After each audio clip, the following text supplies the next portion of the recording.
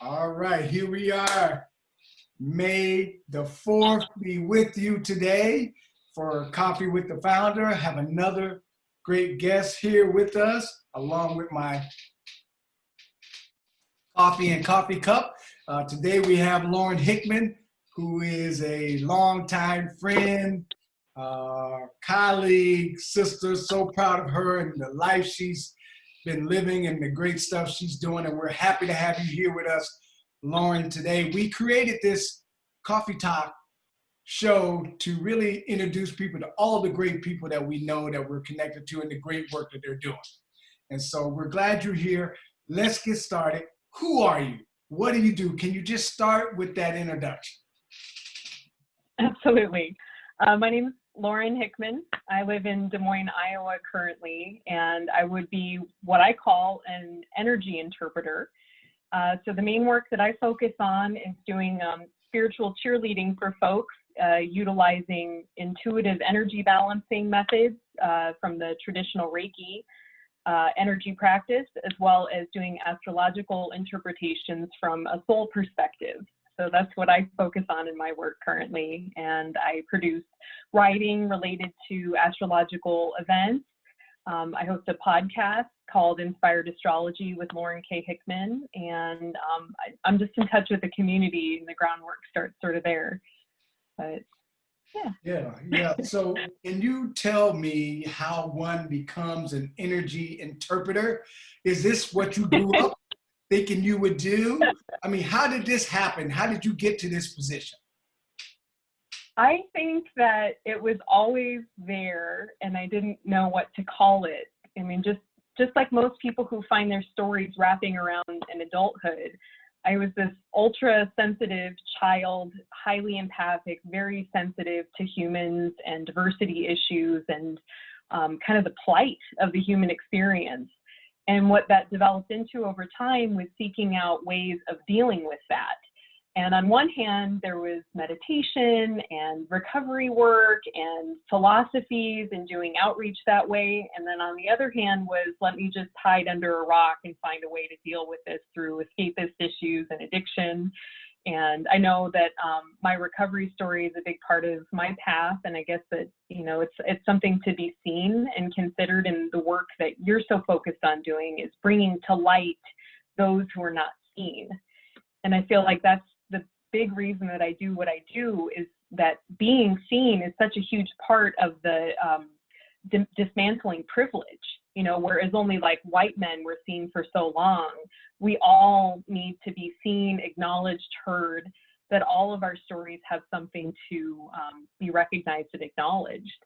So I think that's where my path came this way, but definitely lots of workshops and studying, and astrology is such a huge, diverse field. But I grew up with a babysitter who was an astrologer. It's always been this like third language that I spoke. And I didn't realize that it would come to fruit in 2013 when I was living out in Brooklyn and bringing my practice to the world. Yeah. So can you just tell me or give me a sense of what an astrologer does? I mean, my limited experience conjures up just like TV kinds of production of a range of things, from voodoo to Ouija boards to, you know, palm reading. So this is just all the stuff in my mind. So how do you help people understand what you do and the value to what you do? Absolutely. Well, you know, I remember you're a Leo, born in early August. And so that being born at that time of year, on the year that you were born, at the time that you were born, there is a sociological impact on that because of the way that the energy of the planets are lined up at the time that we're born. And it kind of captures the energy of a time period. You know, so let's say that like during the 60s, civil rights came to surface, and there was a lot of astrological aspects really reaching out for people to be seen and to have freedom, and for things to move into the mainframe, into the public's eye, so that things could be seen. So I think that what astrology helps me to do is to understand it's an ancient psychology. I think I'm all over the place a little bit, but it's an ancient psychology that's been around for millennia, from when humans first walked the earth and we said, oh, the sun, vitalizing force, or Mars, that feels like anger and energy, and oh, Venus, that feels very like blue and attractive. So it started very basic. And then as our human species evolved, so did our evolutionary understanding of what these energies as an archetype. So it's less about astronomy and more about these energy impacts that come in generationally and individually. So if I were to look at your chart, Eddie, I would say, oh, you're born in the brightest part of summer, and that this sunny energy is related very much to the heart and about courage, the heart energy.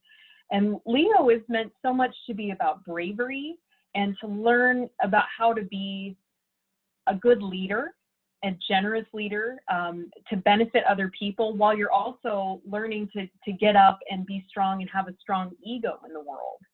So often when I consider Leo stereotypes or people that I would kind of acknowledge with that energy, I think of your bright heart. And when I met you as an 18-year-old and how you sparked a fire inside me to energize and I don't know, inspire me to do something different with my life.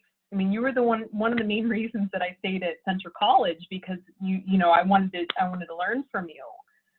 So that, and I didn't know you were a Leo back then, Yeah. but you sort of exuded that energy. Yeah.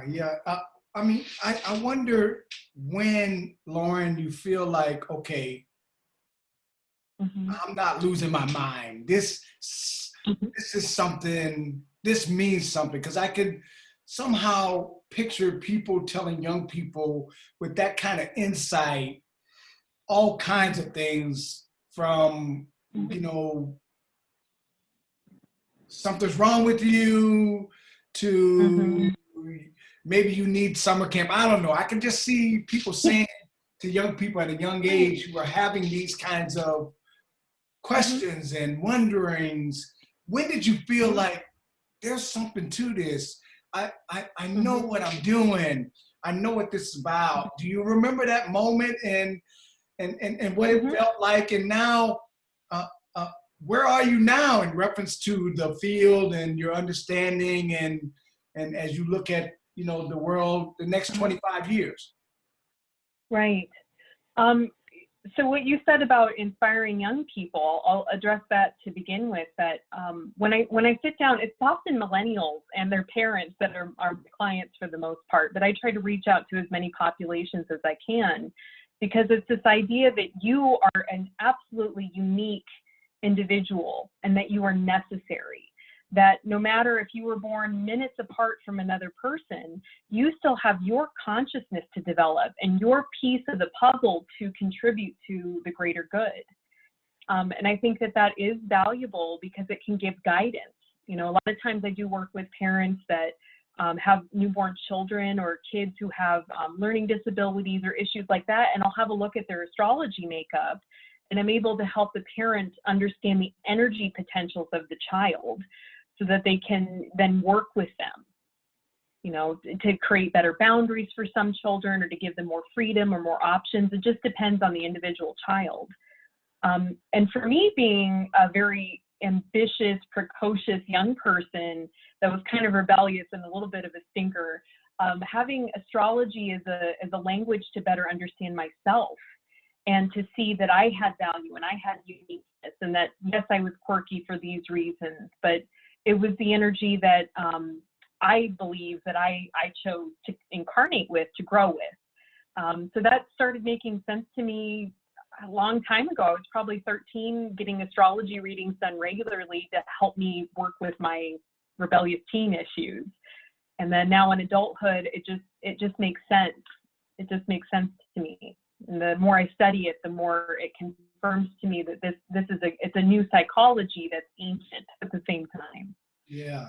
Like what you said about voodoo and the weird stuff that you see online, that's a power issue, that's a glamour issue, and anything that has a spiritual component can be intoxicating to other people. It could be a form of escapism. So I feel like my job as a spiritual cheerleader is to encourage people to use discernment and decide for themselves what they need to be doing.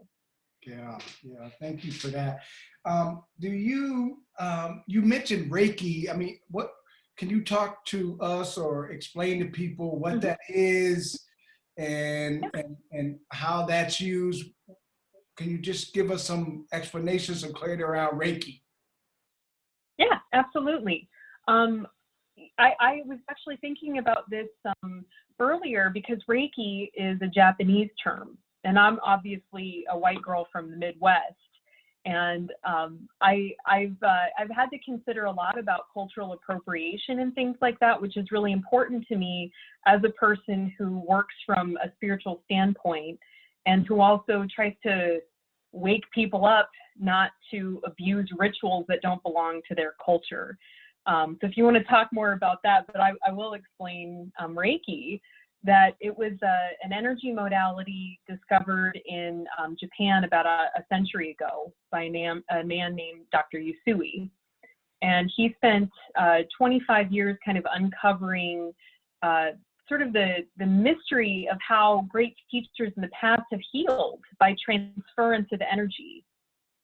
So then this information was, taught from teacher to student over the last century, and it was brought to the United States after World War II, in fear that, when, during World War II, when Japan was attacked, the teachers had the insight to pass it to a Hawaiian Japanese woman named Lady Takata, and she brought it to the United States and later initiated other students.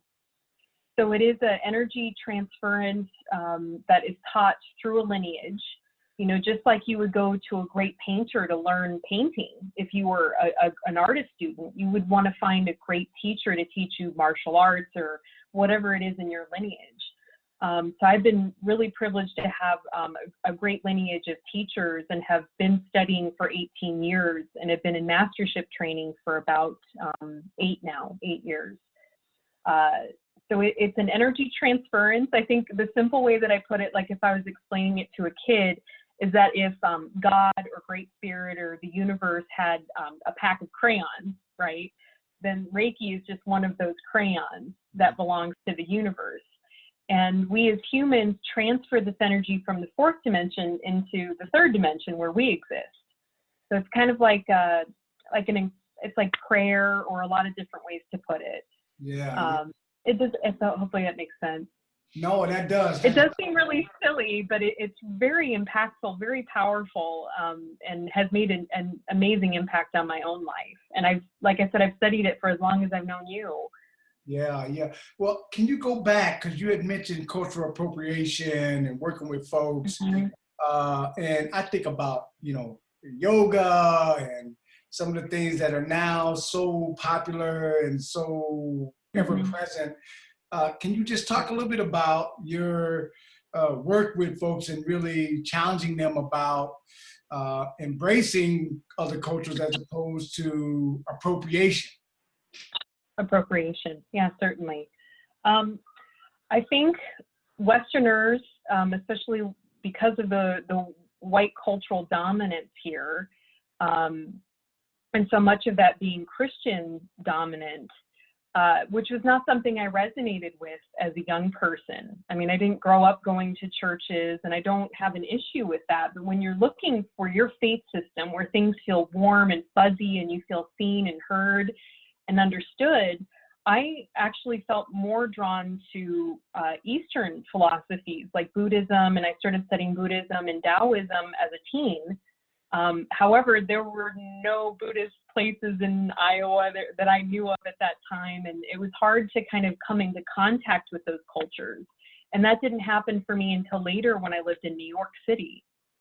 But Westerners have a really difficult time, from what I've seen, with devotion or aspects of practice.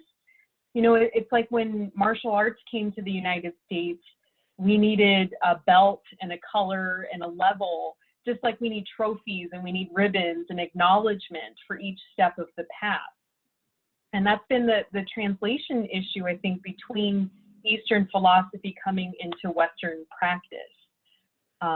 So I've practiced at a Tibetan Buddhist monastery, the first of its kind in the United States. I lived at one for almost 4 months back in 2011. I studied yoga. I did the yoga teacher training in New York City in 2010, and I've studied Reiki for a long time, since 2002. So I think that as we're becoming more aware of the sensitivity in cultural issues, that we have to be aware of the words that we use. And just in the last year, I've seen cancel culture with smudging, for example, which is, I think the preferred term now is to use smoking, like smoking plants, like not literally smoking, but burning them. So using sage or Palo Santo, which is a sacred tree from South America, which has actually become endangered because of Western appropriation. There's been such a high demand for this particular plant that it's becoming over-harvested and genuinely harvested. And the same thing has happened with essential oils in American culture, where they've been overutilized, misused in a dangerous way. Consuming essential oils, things like that, became popularized in the last maybe 10 years. And a lot of plants have been over-harvested because of the demand. So what I see is the contradiction that Westerners are seeking a reconnection with nature, but they don't really know how to do it in their own way. And that's where looking towards Eastern philosophies or to indigenous cultures has made sense at some point. But when does it become appropriation? There's a really fine line there. Yeah, thank you for that. Yeah, I hope you'll be a professor someday, really bringing some enlightenment around this topic, because I think particularly in the early years, 18, 22, folks may be becoming a part of these practices in the way that they're being taught in an unhealthy way, and just thinking this is the way it's done, and then reproducing it for 10 years, 20 years. So I'm really grateful, really appreciating you being able to drop some of that knowledge here. You had mentioned some things about astrological events. I'm not sure what that is, what those are, but it makes me think about this time now.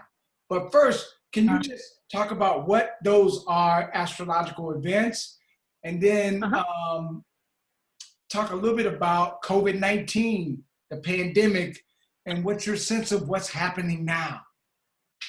Certainly, I'd love to. So we're not living in a static universe. There's planets and they're all moving at different rates and different speeds, and they come into contact with each other. And that's sort of the astrological perspective. The psychology is that when there are celestial events, that there is an impact that's trying to be transmitted to our evolutionary experience as a humanity, right? Planet Earth as part of the universe. There's been a couple different perspectives from great astrologers, way greater astrologers than myself, like Stephen Forrest, or the esoteric astrologer Philip Lindsay, who've been writing at length about these particular topics relating to COVID-19.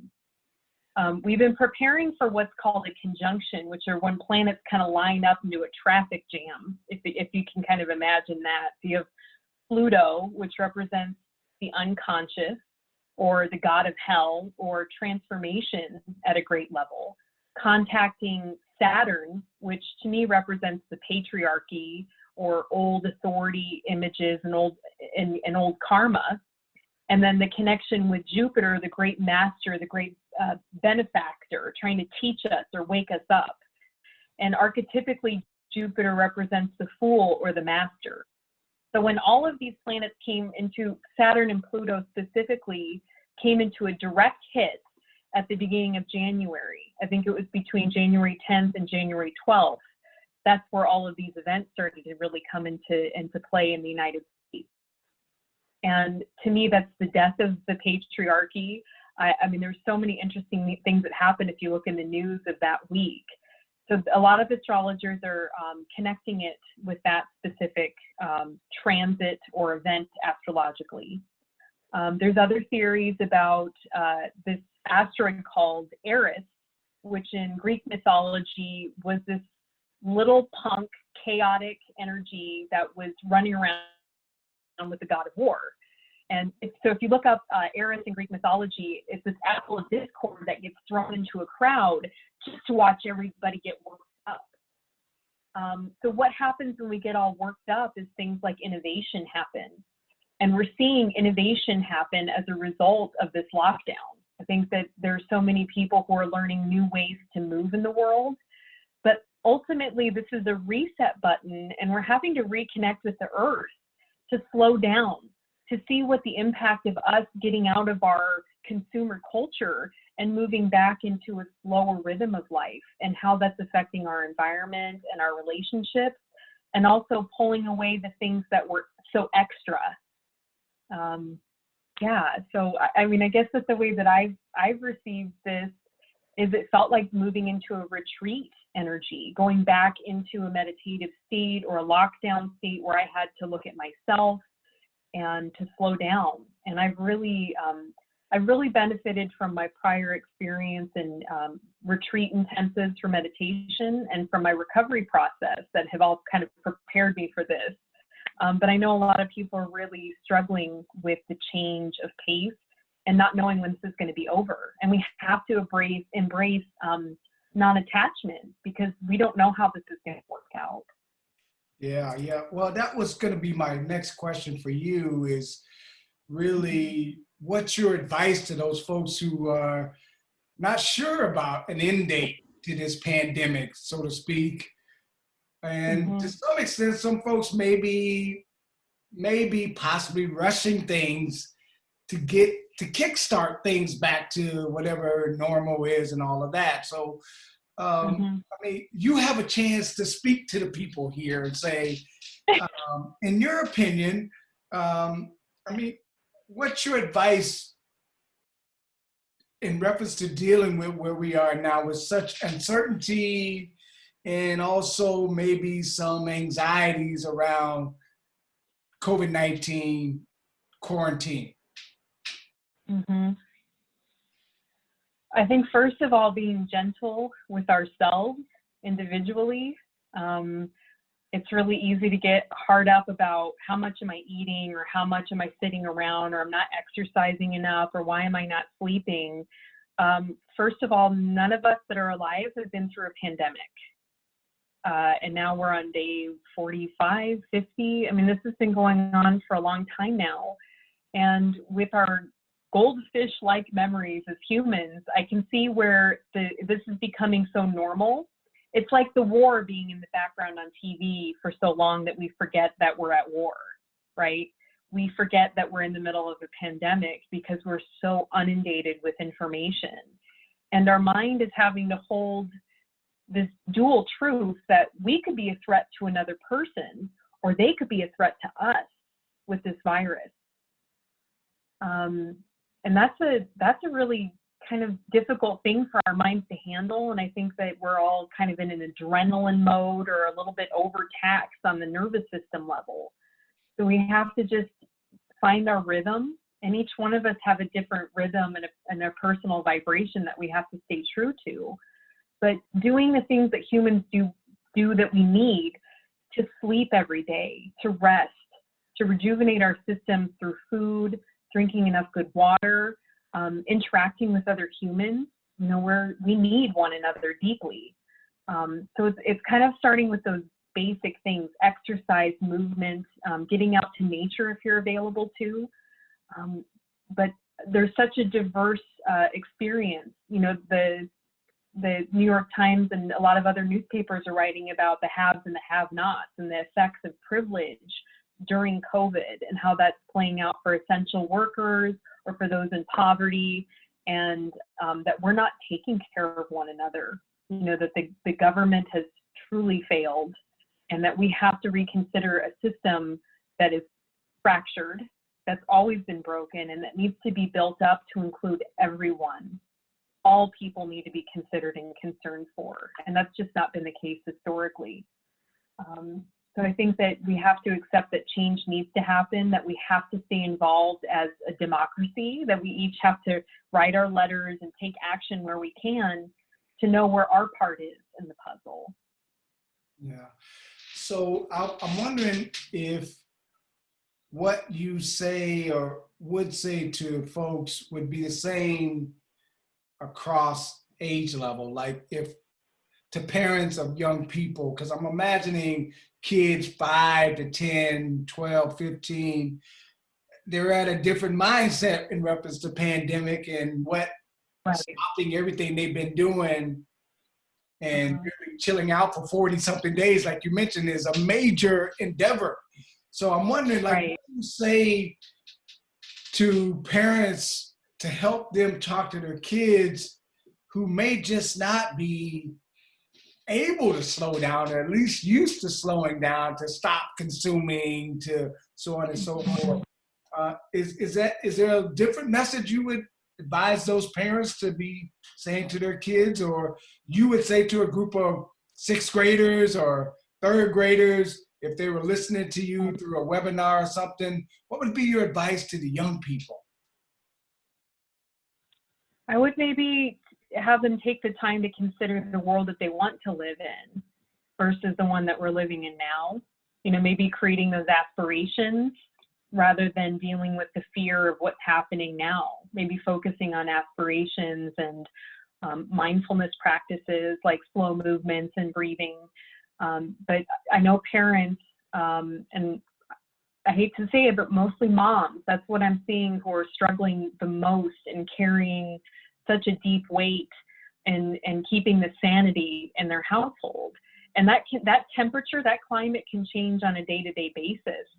So I think that what's been the most effective for my clients and for friends of mine is keeping a routine and a regular schedule to create balance. And I've seen innovation, a lot of creativity come out of this, focusing on others, maybe bringing joy to people through chalk art outside on the sidewalks, and finding ways to inspire and enlighten one another during such a heavy time.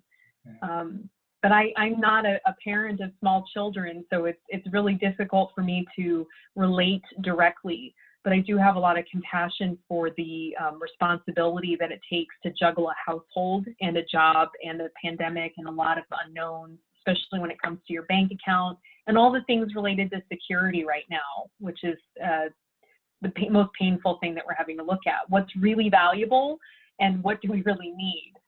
Yeah. Well, that might have been a selfish question anyway, you know, as a parent of a couple of young ones. So I appreciate that advice. If it doesn't help anybody, it helped me. So thank you. I was wondering about how you're doing. Like everybody had to stop. So I'm wondering how you're doing dealing with pandemic, COVID-19. But also, what's your sense of what's going on in Des Moines and Iowa, the community around you, and how people are dealing with or coping with, how people are doing in the larger area of the community where you live? Certainly. I live in a pretty diverse neighborhood, so I see it all. You know, I see the parents in their big houses and kids in the yard, and it all seems very safe and normal. But I live adjacent to a project housing where certainly there's been a lot of turmoil. You know, I think that there's been more violence in neighborhoods, definitely more gun violence happening, more, you know, police visiting homes and stuff like that. It's hard because you see people convening, you know, 40 people in a group, and it's like, you know, are you safe? Are you guys okay? You know, and that's challenging because I know people are lonely. We need one another, and them shutting down churches has made such an impact on so many different communities. I think that's across the board, regardless of the race spectrum here. For me personally, this has been a wave of grief. I think that is grief would be the word that I've used most consistently, and letting go of old ways or holding on to concepts I had a 10-week journey to the Pacific Northwest to go study astrology with teachers in person. And all of those conferences were canceled and gone virtual, the same that you're experiencing. And it's heart-wrenching because there's not the same contact that there is in person. You know, I feel very connected to you right now, Eddie, because we're right here, but to have a teacher in front of you for 8 hours is so much different than like being online. Yeah. So I had to let go of this big dream I've been planning for a year. And I had to fold up my Reiki table, and I don't get to touch my clients. I get to do this with my clients right now. And that contact has been, it's spiritual now rather than being physical. And it's still very profound, but I miss being with people in a sincere way. Yeah. Well, thank you for sharing that. I appreciate that. And I partly ask because I think it's helpful for us to be in communication with each other about how we're doing, but I know other folks are needing to know that they're not alone battling some of these challenges associated with COVID-19. Lauren, what's on the horizon for you as you look at the next 10 years of your life? Are there any things that you're excited about that you got going that are happening that you'd like to share? What's on the horizon? What can we expect over the next decade? Yeah. Oh, wow. You know, it was just a little over a year ago that I left regular job. I worked as a supplement clerk at one of the nation's oldest health food stores, and I did that for 5 years. I loved it sincerely, but I felt called to do the work that I'm doing with astrology and with energy balancing. So I've worked very, very much to develop my practice this last year, and have been, I write astrological reports every new and full moon. And I just started a podcast doing that due to popular demand. You know, a lot of young people, and a lot of people just generally don't want to read. They just want to hear. So I get to use my creative writing and my my love of performance, I suppose, to do my thing. I'm continuing my studies with Astrology University to get an actual certification. I hope to continue this practice and keep growing and developing myself. I'm going to be moving up to Milwaukee later this year. There's so many just really beautiful things that I hope for or aspire to become. But I think just focusing on being the best version of myself and spiritual cheerleading for other people and trying to inspire others to be their best selves, just like you did for me as a young person. Yeah. Well, I'm so proud of you. It's good to see you really hitting your stride and really falling into your passion, not only doing what you love, but also just impacting and positively encouraging folks day to day, every day.